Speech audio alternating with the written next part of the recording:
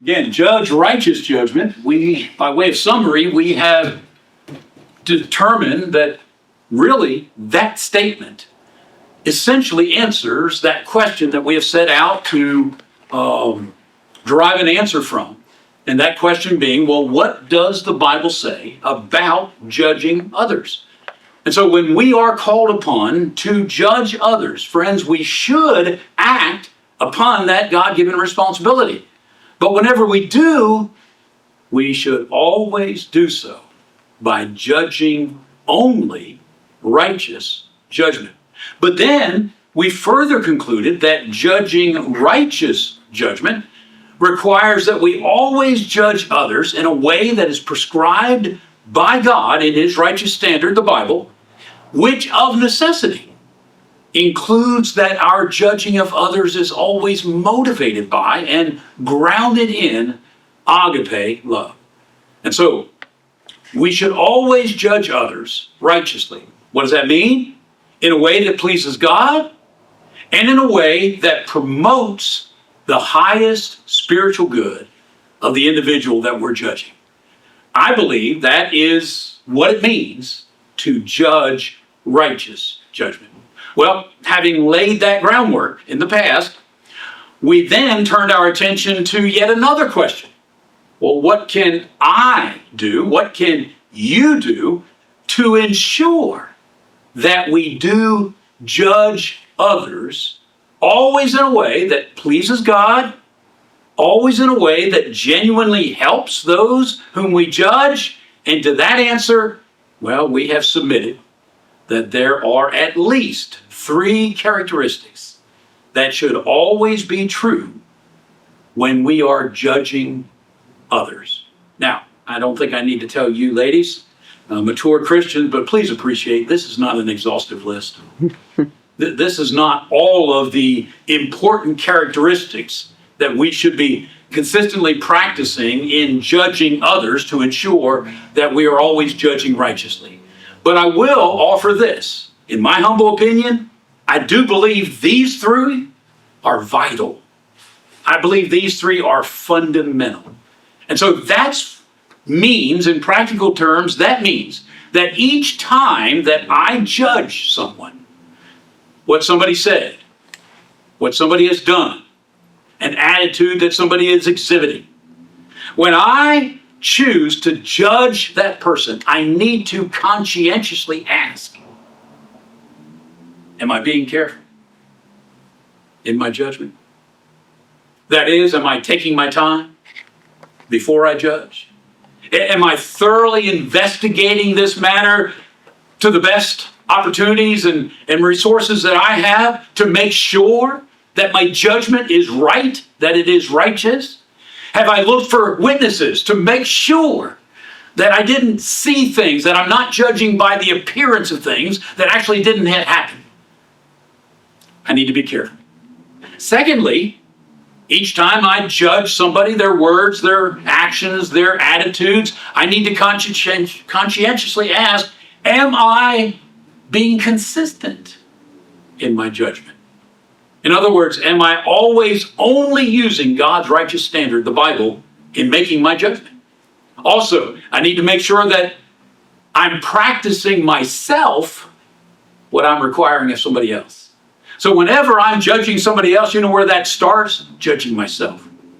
I need to make sure I'm not being a hypocrite by requiring something of someone else that I'm unwilling to comply with myself.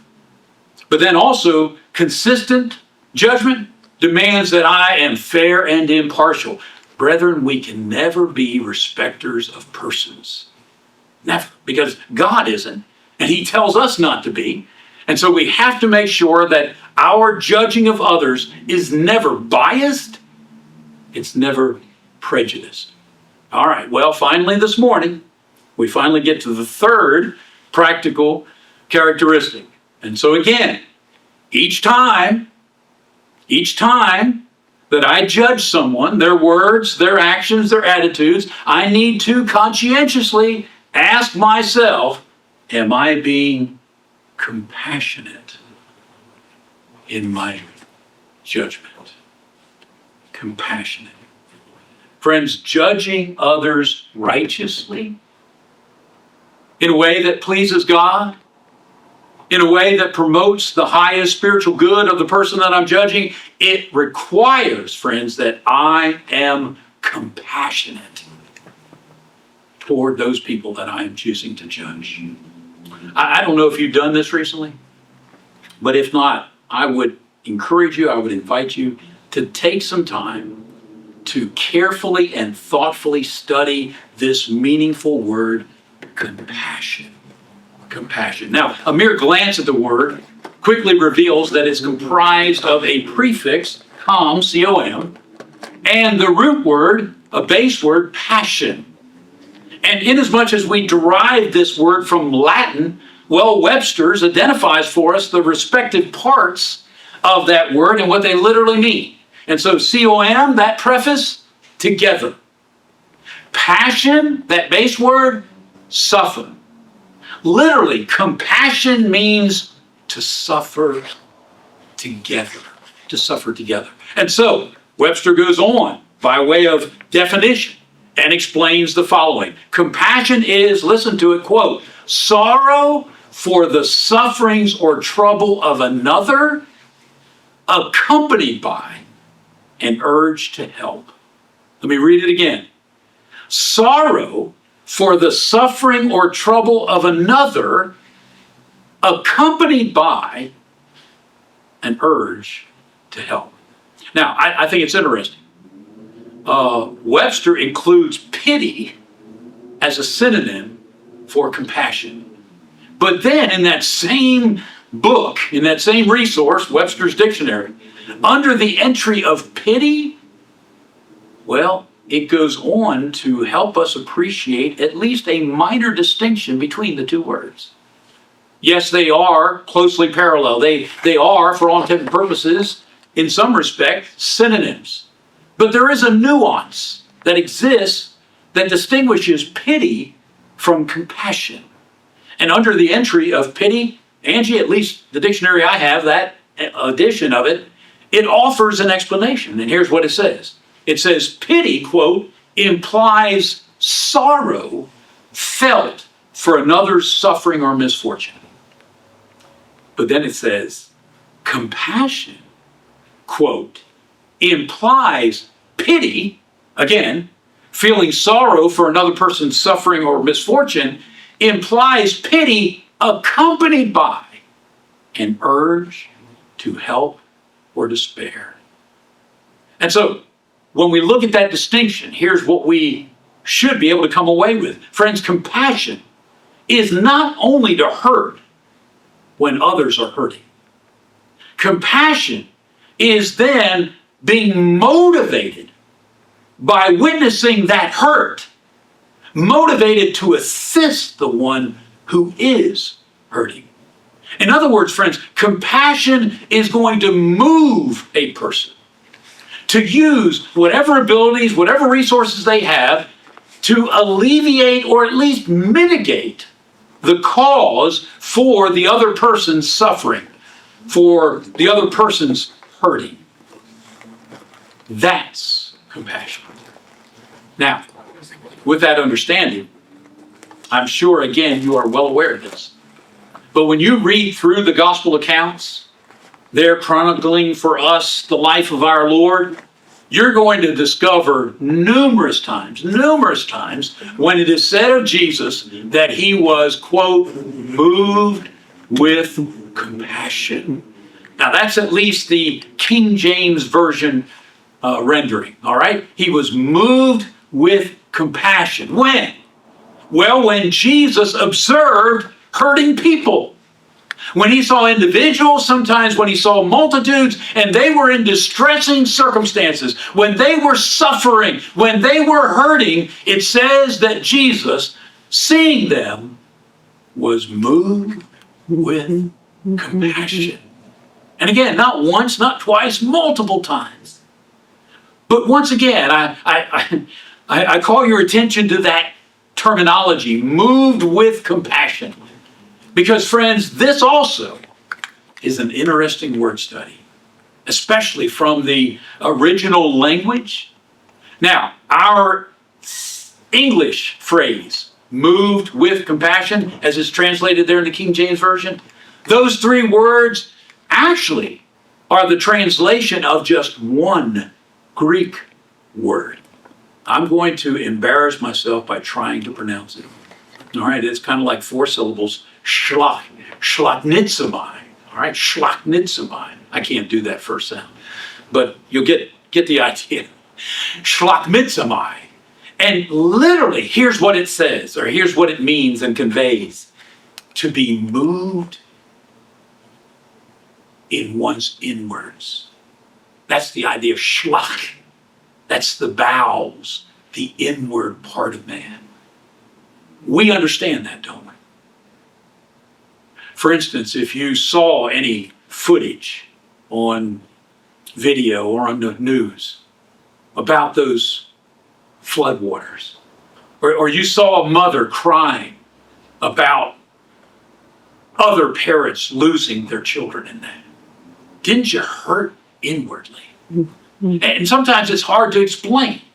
And maybe that's why the Hebrews and the ancients from the Orient, they attributed man's emotions from inside. In other words, because that's where you feel it.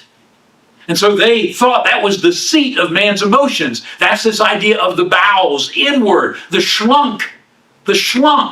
That's the inward part of man. And so when Jesus witnessed people who were hurting, he was moved inwardly. It produced pain on his inside. But here's the notable thing about when you see those episodes in Jesus' life where it is said that he was moved with compassion. Readily and repeatedly it reveals that whenever he was moved inwardly by witnessing people who were hurting, it was not that he just pitied them. It was not that he just felt for them and felt with them. No, his genuine compassion then demonstrated itself in Jesus's acting, doing something to address the cause of the distress, the suffering, the hurting. All right, so join me. We don't have to look at these. I've got them printed out here on my notes, but I'll read through them. If you'd like to look at them on your own, you're welcome to. But let's look at a few occasions there in the gospel records. Both of these are taken, or these three are taken both from Matthew and Mark's account only. But again, when you read through all of the gospel records, you'll see this terminology time and again as it related to Jesus. He was moved with compassion. Well, the first one I'll call to your attention is Matthew 14. In Matthew chapter 14, and it's interesting, what was going on here is Jesus had just discovered that John the Baptist had been beheaded. All right? And so it would appear that Jesus was trying to get by himself, along with his disciples, his apostles, off into a remote area so that he could pray, so that he could be with them. Because obviously this was traumatic to him. Because not only was John the Baptist a fleshly relative of Jesus, but he was a great prophet. And Jesus pronounced him as such to the people. And so here Jesus seems to be trying to get away. But as he was crossing the Sea of Galilee, guess what? Other people saw him. And so when he ended up on the eastern seaboard of the Sea of Galilee, friends, there was a big crowd of people waiting on him. So he didn't get to spend that time in solitude. He didn't get to, process his grief. Rather, here's what it says. Matthew 14, beginning in 14, and Jesus went forth from the boat, and he saw a great multitude. Listen, he was moved with compassion toward them. All right, there's pity. He saw this great group of people, and notwithstanding it disrupted and interfered with the plans that he had in mind, when he saw them, he was moved inwardly. But listen to the rest of the verse, and he healed their sick. Now, please appreciate this also would be the occasion where Jesus' compassion moved him then to miraculously feed this large group of people, having at least 5,000 men, not including women and children, because they had come to be there and they stayed all day. Do you see it? He saw people hurting. It moved him inwardly.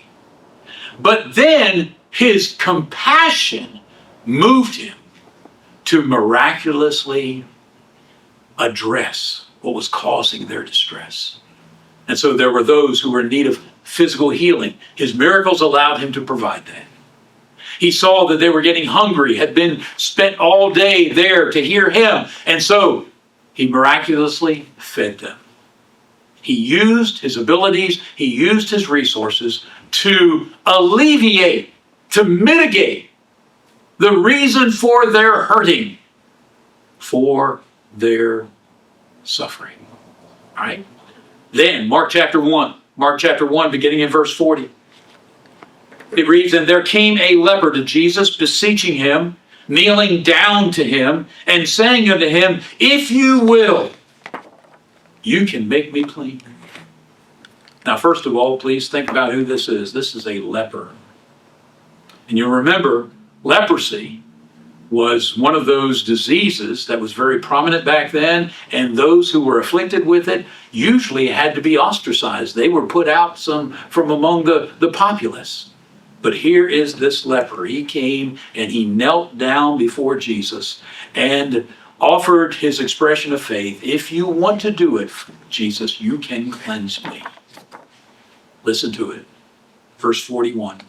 "And Jesus, moved with compassion." Right? He was inwardly moved by what he saw, by witnessing this leper man kneeling down before him. He was moved. But listen, he put forth his hand. He touched him and said to him, "I will, be thou clean." See the compassion? You see how that so well illustrates that definition?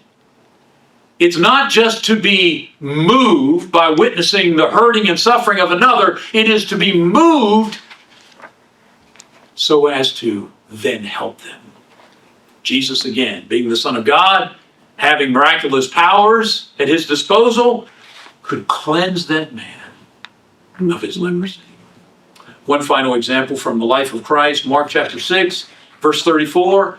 "And Jesus, when he came out again from the ship, he saw much people and was again moved with compassion toward them." Now notice this time, because they were as sheep not having a shepherd.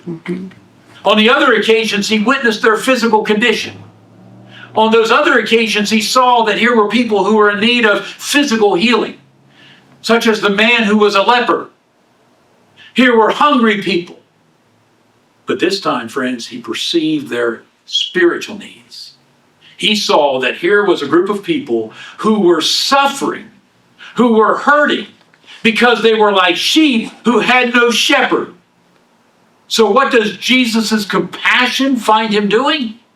And he began to teach them many things. Again, friends, moved inwardly by what he saw, but then true compassion was demonstrated by his acting on that. And so I'm sure you would agree with me, friends, this quality, this characteristic of compassion is so readily seen and evident in the life of our Lord. That being the case, is it any surprise? Is it any surprise that compassion is to characterize Jesus' followers?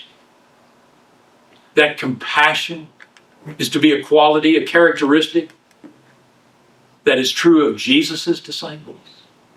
Those of us who self-identify as Christians, friends, compassion should be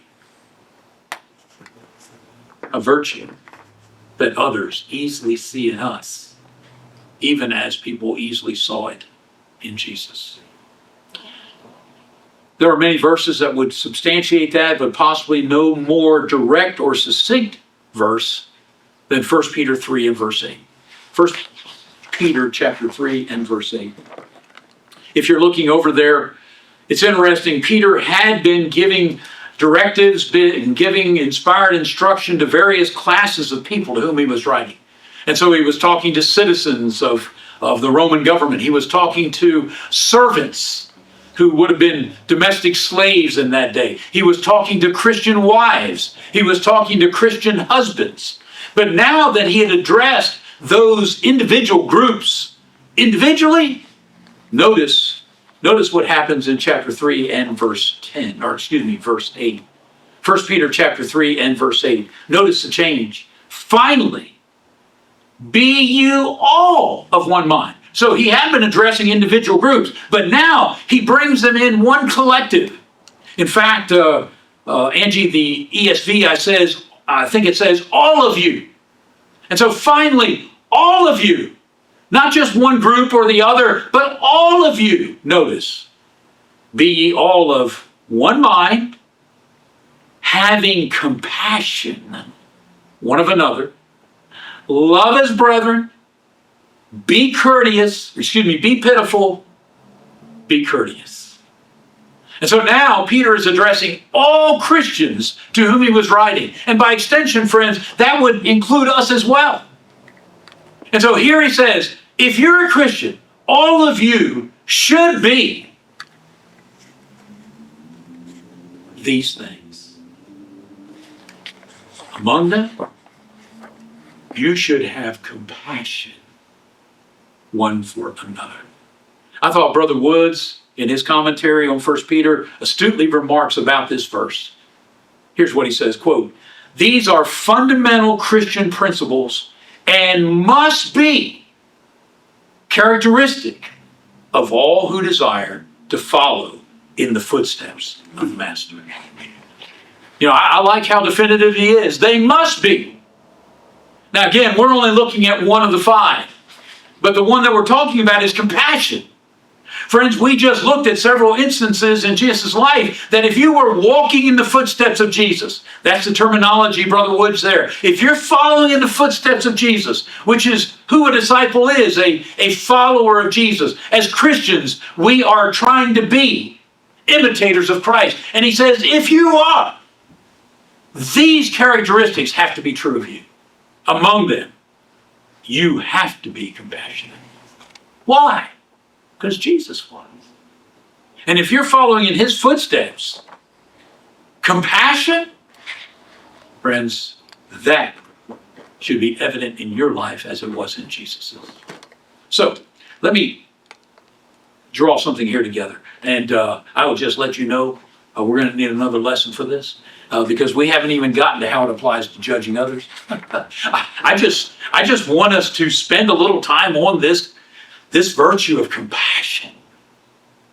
Because I truly believe this is one of those characteristics that, as Brother Wood says, must be true of us if we claim to be Christians. So, here's what I want us to see. To kind of establish that, to kind of, really have us see that for what it is. Friends, this virtue of compassion is very much tied up in agape love. And you'll remember, we have many times from this pulpit and elsewhere, many times we have talked about agape love. We've talked about it is the divine love that we have learned from God. We have talked about how that this love is what Jesus requires of us. In fact, agape love is that which Jesus says is to be possessed by all of his disciples, consistently showcased in their lives toward one another, toward their neighbors, so much so that he says it should be the hallmark of your being my disciple. You know what verse I'm thinking of, right? John 13:35. By this shall all people know that you are my disciples. Remember what it is? That you have love one for another. We've often spoken of it as the badge of discipleship. Jesus says, when people look at your life, here is how they should know that you are my follower, that you are my disciple, by the love, agape love, that you have one for another. You know, Jesus could have identified a lot of things. If you've been baptized by my authority, right? If you assemble on the first day of the week, if you partake of the Lord's Supper each Lord's day, if you sing without the accompaniment of musical instrument, there's a lot of things Jesus could have said. This is how other people are going to know that you belong to me. But the one that he singled out is this: by your agape love. Your love for one another. But I'm suggesting that love that Jesus says should be the hallmark of who we are, the badge of discipleship, that which he demands of us, that love for our neighbor. Friends, what I'm suggesting is compassion is a component of that. Inherent component of that. And let me try to substantiate that very quickly. All right, we'll look at two passages. The first one's over in 1 John.